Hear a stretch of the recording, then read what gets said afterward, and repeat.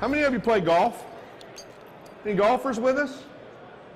How many of you wandered in here because you saw the billboard for the bridal show and you thought, oh, I was just checking. Some of you are still asleep on me out here. Okay. The reason I ask why you play golf, because if you're a golfer, the one thing you do when you go golfing, before you go out and play 18 holes, you haven't played in a while, you go to the range, right? Drive a couple bucket of balls, you putt, you work on your game. I bet most of you, a lot of you haven't been fishing in the last month, maybe more. And you're going to go fishing next Saturday if the sun shines, come hell or high water, we're going. And none of you are going to practice your casting, are you? Nope, you're going to go out there and you're going to go fishing, and if you go to Clear Lake, you're going to be doing a lot of this. How'd it get up on that dock? Right? Because you're not working on your casting. You're not practicing your casting. Your mechanics. And your mechanics are what allows you to catch more fish. Not a secret bait, not a $65,000 Triton boat. Your mechanics is what help you catch more fish. What separates the guys that I compete against with and the average fisherman is they're incredible mechanical fishermen. They can do everything with a rod and reel, spinning rod, bait casting technique, everything. They do very, very well. And a lot of that comes from casting. And being able to put that bait. How many of you have been fishing? How many of you have been fishing on your local lake and you've had, that's never good, and you've had a guy fish down the bank behind you and catch them right on that same bank that you just went down? You ever had that happen to you? Well, what happens is a lot of times that guy puts that bait in more places than you did. Right up underneath that boat dock, right up on the side of that boat dock, right up underneath that bush, right up on that rock pile. Okay? It's mechanics. How many of you are crankbait fishermen? How many of you like to fish a crankbait? Yeah, I do too. I'm a crankbait junkie. Unfortunately, we only have a few bodies of water that I still really like to fish a crankbait. But I'll tell you a section of water that you can go crank fish about 7 or 8 months out of the year. How many of you saw the City Limits show on Versus that I did on the Sacramento River with Mike Iaconelli? Some of you guys saw that, me and Ike? Well, Mike and I filmed the City Limits show right here in Sacramento, right at the Delta King. And all those riprap rocky banks in our Sacramento River system are loaded with spotted bass, smallmouth bass, and largemouth bass. A lot of fish in those rivers. That little red bomber crankbait right there is just about the only bait you need to tie on and put on the front deck of your boat to go fishing that river. And you'll catch a bunch of them. It's a great little crawdad imitator. Throw it out, crank it back. Pretty easy. You're going to lose a few of them. Now, as a crankbait junkie, some of you are probably old enough to remember this bait. I know Howard is. How many of you remember the Cordell Big O? You guys remember the Big O's when we first started fishing them, right?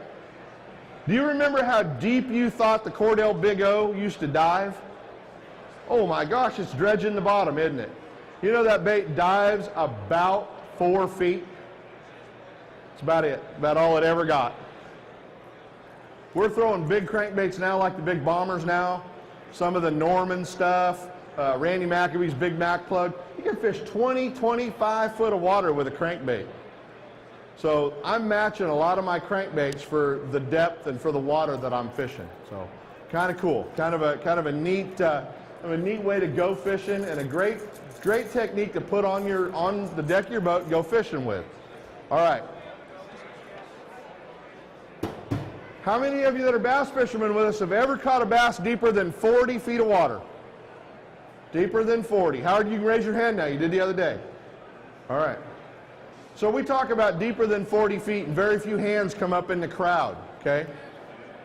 And the reason behind that, most of us are bass fishermen because we like to cast at something, a log, a stump, a grass bed, a weed bed, something down in the delta, a shade pocket, whatever.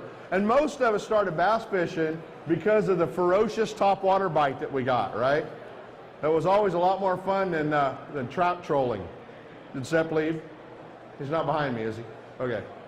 One of my favorite ways to fish our reservoirs, our lakes, all those lakes we talked about, from about the middle of October all the way through into the middle of the springtime, is throwing a big jig, okay?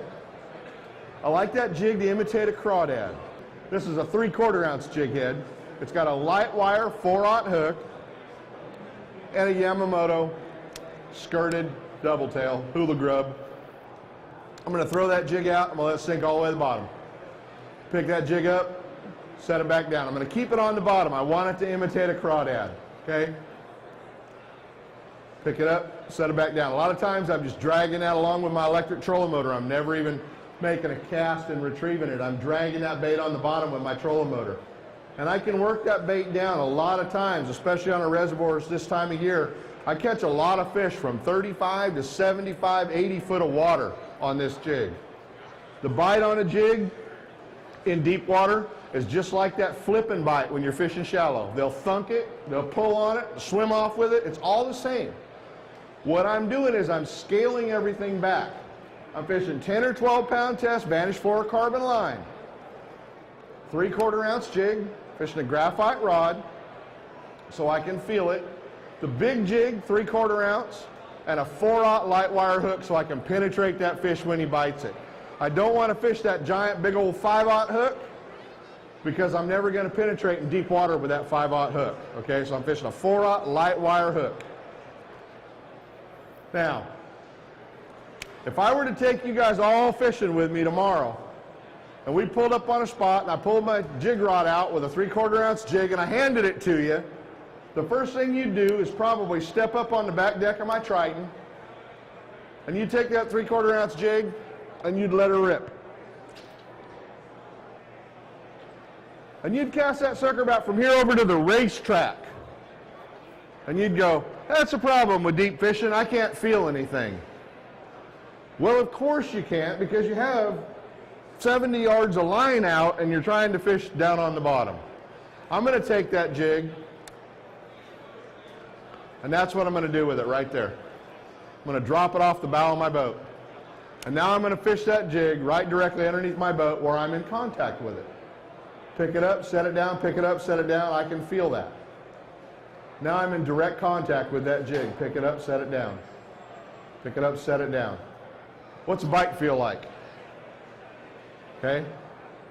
Well, I picked that jig up, it weighed 3/4 of an ounce. I picked it up, it weighs 3/4 of an ounce. The next time I picked that jig up, I had just a little bit more weight, and it pulled on that rod tip just that much farther. That's a bite. You got him. Now, sure, there's always those bites that go, thunk, you got him. That's easy. Okay? All right. Now,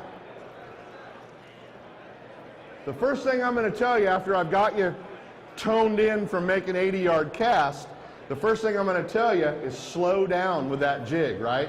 Slow down, slow down, slow down. And guys, you're going to tell me exactly what every guy tells me when I tell you to slow down. I'm fishing it as slow as I can, right? You're not. And I'm going to tell you why, and you'll recognize this. A jig or a plastic worm fisherman, everyone's done it. How many of you have thrown that jig out and been doing this? Right? Or worse, fishing like this on your cell phone, right? We all do that, okay? How many of you think these should be banned at the lake? Service should stop at the launch ramp, just other than if you have a motor problem? Me too. How about wakeboard boats? You guys think those ought to be banned too? Yeah, me too. How come they never play Hank Williams Jr. on a wakeboard boat? That'd be kind of cool, wouldn't it? Never could get it. I'm trained being a radio show host. The 7 words George Carlin said I can't say on radio or TV, and that's all I can hear at the lake anymore. It's horrible. All right, so the one thing you do is you're on your cell phone, you're picking out a backlash, you're reaching for another sandwich, you're doing all this other fun stuff, and how many of you have done this deal? After all that, you wind her up, you unwrap it around your head, you go, I got her. I got one. You are trying to convince me you just finessed that fish into biting that jig, huh? What you finally did was let it get on the bottom, quit messing around with it long enough to get it on the bottom and look like a crawdad. The fish finally took it from you. You didn't catch that fish caught you. Okay, that's how that works. But what I'm telling you is slow down. Get that jig on the bottom. Keep it on the bottom. Okay? This bait casting rod looks like it'll be real convenient with this trigger to hold on to it down here when I'm fishing with it, right? Get up here on the rod blank. Run that line between your thumb and forefinger. Okay? Now I'm feeling not only with my rod, but also through the line. Okay? You get that bite in deep water, set the hook, he's got it. How many of you have a fishing partner that does that bird dog point? You know what that is? That's when you're fishing a jig or a worm along and all of a sudden your partner does this deal. What are you doing? Don't step on shoulder, dude, I got a bite. I got a bite. Oh, oh. And you're watching the line go, shh. Maybe he wrapped it around his hand and he's swimming down the bank with it. Stop it, dude, they don't have hands. I know they don't have hands. Set the hook, he's got it in his mouth. Okay? Don't be doing that bird dog point deal. They'll pick it up, there's a little weight, the line's going out, swing. Sets are free, okay? You're gonna catch them.